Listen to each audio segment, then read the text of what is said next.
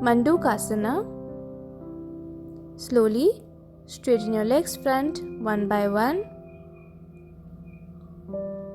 Now bend at your knees and sit in Vajrasana. Keep your back straight. We'll form Adi Mudra in our hands. Take both your hands, curl your thumb inside, curl all your fingers over the thumb. Keep both your hands on the lower abdomen. Now inhale, exhale and bend forward.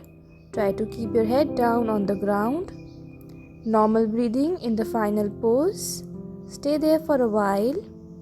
This asana helps in diabetes. It boosts heart health, strengthens hip joint, relieves stress and anxiety, and improves digestion. Slowly, while inhaling, come up.